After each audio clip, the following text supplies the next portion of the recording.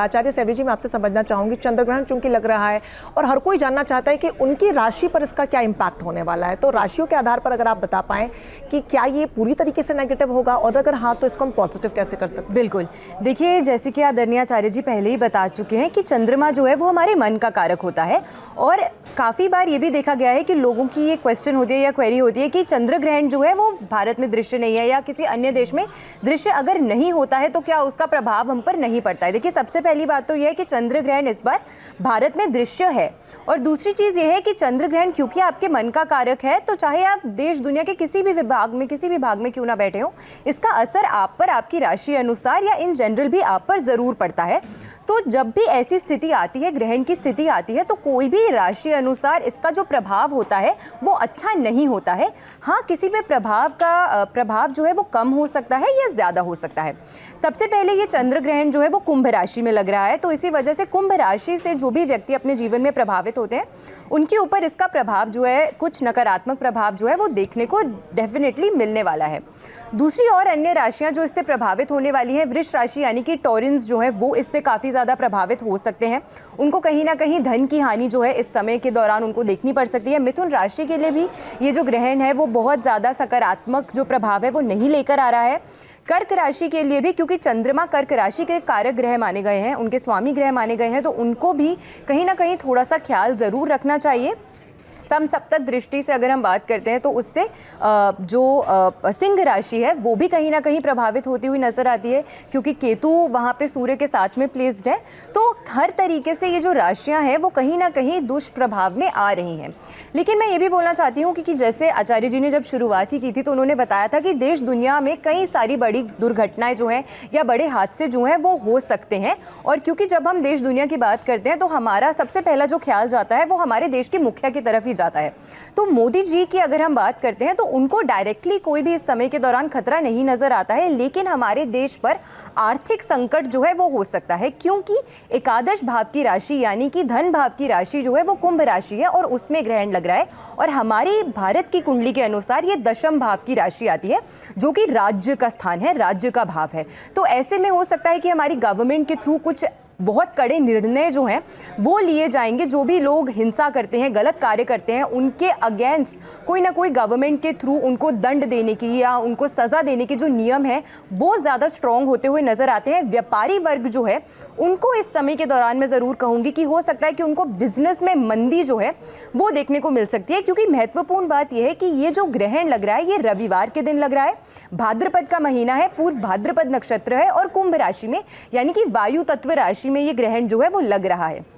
इस समय के दौरान देश दुनिया में जो हमारा भारत आगे बढ़ के डील्स कर रहा है तो उसमें हो सकता है कि कहीं ना कहीं जितना हम रिजल्ट की आशा कर रहे हैं या हम उम्मीद कर रहे हैं कि हमें उतना फेवरेबल रिजल्ट इन डील्स के थ्रू मिल सके, उसमें कहीं ना कहीं कमी आती हुई नजर आएगी। और वायु तत्व का मतलब होता है किसी भी चीज़ का बहुत जल्दी से स्प्रेड होना, तो इसी वजह से हो सकता है कि कोई बीमारी जो है, कोई संक्रमण जो है वो बहुत जल्दी से देश विदेश में फैलता हुआ आपको नजर आए। और खास करके मैं ये बताना चाहती हूँ कि 7 तारीख को चंद्र ग्रहण है, 21 तारीख को सूर्य ग्रहण है। सूर्य ग्रहण भारत में दृश्य नहीं है, लेकिन अन्य कई ऐसे देश होने वाले हैं, जैसे कि ऑस्ट्रेलिया का जो देश है वहां पे ये दोनों ग्रह जो है वो विजिबल होने वाले हैं। तो ऐसी जो स्थितियां हैं या ऐसे जो देश हैं जहां पे स्पेसिफिकली ये दोनों ग्रहण दिखेंगे, वहां पर और ज्यादा जो दिक्कतें हैं वो बढ़ती हुई नजर आ सकती है। और वो कौन से उपाय होंगे और कैसे इसे और ज्यादा कम किया जा सकता है, आगे इस पर आपसे जरूर जवाब लूंगी। इससे पहले डॉक्टर नीति में आपसे समझना चाहूंगी, क्योंकि हमारे देश के साथ दुनिया के अलग अलग देशों में ये ग्रहण दिखने वाला है, दुनिया पर इसका क्या प्रभाव पड़ेगा?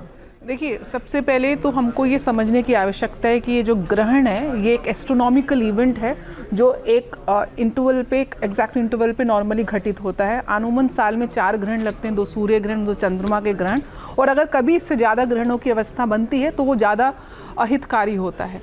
इस समय जो ग्रहण लग रहा है, जैसे कि सारे आचार्यों ने बताया, कुंभ राशि में लग रहा है, वायु तत्व राशि में लग रहा है।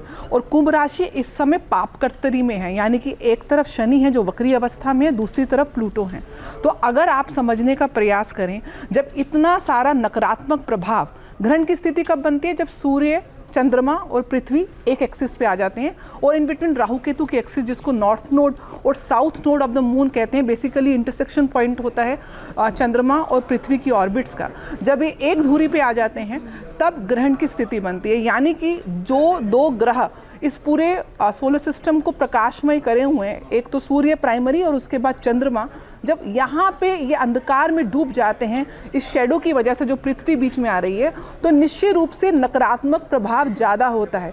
लेकिन वहीं पैरेलल आपको ये समझना है, आध्यात्मिक और ज्योतिष दृष्टिकोण से कोई भी ग्रहण जो होता है वो कहीं ना कहीं अवसर प्राप्ति का भी समय होता है। इस समय अगर आप मंत्र चैंटिंग करते हैं, कोई सिद्धि की प्राप्ति करते हैं, ध्यान लगाते हैं, दान पुण्य करते हैं, तो उसका जो प्रभाव है 100 गुना बढ़ जाता है। इस समय जब आपने मुझसे प्रश्न किया कि पूरे विश्व पे इसका क्या प्रभाव रहेगा, चंद्रमा क्योंकि जल का कारक माना जाता है और वायु तत्व राशि में है, तो आप देखेंगे कि सुनामी आना, बहुत ज़्यादा बारिश होना, बादल फटना, फ्लड्स आने, इस तरीके के संकट पूरे विश्व में देखने को मिलेंगे। साथ साथ वायु तत्व राशि की वजह से आंधी तूफान आना, वायु दुर्घटनाएं होना, जिस प्रकार से प्लेन क्रैश हो रहे हैं, वॉर की स्थिति में भी एग्रेशंस आना, जगह जगह वॉर्स हो रही हैं वहाँ पे एग्रेशन आना।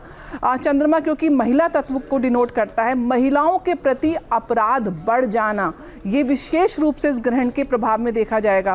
15 दिन के आसपास ग्रहण के, और जब शनि, गुरु और मंगल अगर वक्री अवस्था में हो, तो ज्योतिष शास्त्र कहता है ऐसी कंडीशन में भूकंप आने की संभावनाएं बढ़ जाती हैं। यानी कि जब ग्रहण लगेगा 7 तारीख को, इसके 15 दिन आगे और पीछे आप देखेंगे कि विश्व के कई कोनों में, विशेषतः पश्चिमी देशों की तरफ भूकंप आने के, या भारत के भी पश्चिम भाग की तरफ भूकंप आने की जो अवस्था है वो बढ़ जाएगी, चाहे माइन्यूट हो बट अर्थक्वेक ज़रूर आएंगे।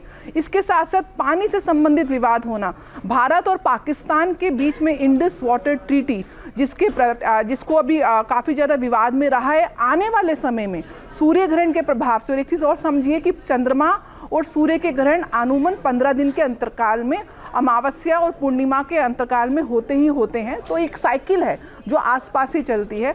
तो आप देखेंगे कि इंडस वाटर ट्रीटी की वजह से भारत पाकिस्तान के बीच में विवाद और युद्ध की स्थिति बढ़ जाएगी इस ग्रहण के प्रभाव से। कहीं ना कहीं पश्चिम देशों की जो ट्रंप का, अगर हम टैरिफ का जो प्लान लेकर आ रहे हैं, कहीं ना कहीं पूरे विश्व में उनका काफ़ी विरोधाभास हो रहा है। ऐसा देखा जाएगा कि बहुत बड़े लीडर्स के खिलाफ विरोधाभास जनता में देखने को मिलेगा, जनता की जनधन की हानि होगी। तो ओवरऑल अगर आप समझें, विश्व स्तर पर इस ग्रहण का नकारात्मक प्रभाव ज़्यादा पड़ेगा। लेकिन क्योंकि गुरु की दृष्टि है चंद्रमा और राहु के ऊपर, उसकी वजह से कहीं ना कहीं डैमेज कंट्रोल गुरु करता हुआ देख रहा है। और साथ में सूर्य जो चंद्रमा के सामने है, बुध के साथ बुधादित्य योग भी बनाए हुए हैं। तो प्लस माइनस आप समझेंगे, माइनस को मैं बोलूँगी कि 65 to 70% इस ग्रहण के नकारात्मक प्रभाव मिलेंगे। लेकिन eastern part of the world में कंपैरेटिवली कम लॉसेस होगा as compare to the western part. और साथ साथ जो भी जातक या शहर जिनकी राशि कुंभ है, सबसे ज़्यादा प्रभावित इस समय कुंभ राशि के जातक, और कुंभ राशि यानी कि उस राशि से संबंधित जितने भी शहर हैं उनको सबसे ज़्यादा प्रभावित करेगा। साथ साथ सिंह राशि को भी प्रभावित करेगा, क्योंकि कहीं ना कहीं केतु का वहाँ बैठना सिंह राशि को वहाँ पे दूषित करता है। शनि की 7.5 और ढैया भी इन दोनों राशियों को काफ़ी ज़्यादा प्रभावित कर रही है। ग्रहण काल में आप जितना हो सके आप दान करिए, पुण्य करिए, मंत्रों का जाप करिए। गर्भवती महिलाएं विशेष तौर पे इस समय ध्यान करें। कोई भी शार्प ऑब्जेक्ट, जिस समय ग्रहण का पूर्ण काल 3.5 घंटे के आसपास जो रहेगा, आप इस समय कोई भी शार्प ऑब्जेक्ट्स का इस्तेमाल करना वर्जित इसलिए माना जाता है क्योंकि चंद्रमा को मन का कारक माना जाता है। जब ये ग्रहण ग्रस्त होता है तो कहीं ना कहीं डिप्रेसिव टेंडेंसी, ओवर थिंकिंग की टेंडेंसी, पास्ट में हम चले जाते हैं, पुराने रिश्तों को याद करने लगते हैं, कोई ना कोई एंजाइटी के इश्यूज अमूमन हर प्राणी में देखने को मिलता है। आप देखेंगे जो लोग असाइलम्स में होते हैं, जो लोग मेंटल हॉस्पिटल्स में होते हैं, ड्यूरिंग चंद्रमा की जब पूर्ण स्थिति होती है, पूर्णिमा की, अमावस्या की स्थिति, और विशेष रूप से जब ग्रहण की स्थिति होती है, तो ऐसे पेशेंट्स को या ऐसे मरीजों में एंजाइटी के इश्यूज बहुत ज़्यादा देखने को मिलते हैं। तो इसीलिए कहा जाता है कि ग्रहण काल को जितना आप मानसिक ऊर्जा को केंद्रित करके आप जितना मेडिटेशन करेंगे, आपकी जो मानसिक जो एंजाइटीज़ हैं उसको आप कंट्रोल कर पाएंगे। इसलिए ग्रहण काल में मेटल का यूज़, शार्प ऑब्जेक्ट का यूज़ मना किया जाता है। घर को शुद्ध करें गंगा जल से, और ग्रहण के उपरांत भी गंगा जल से शुद्ध करके स्नान करें। खाना ना खाएं, और खाने की स्थिति है तो तुलसी पत्र डाल के आप खाना खाएं, उससे खाने की जो अशुभता है वो कम हो जाती है। छोटे छोटे उपायों से, मंत्र जाप से आप ग्रहण के शुभ परिणाम प्राप्त कर सकते हैं।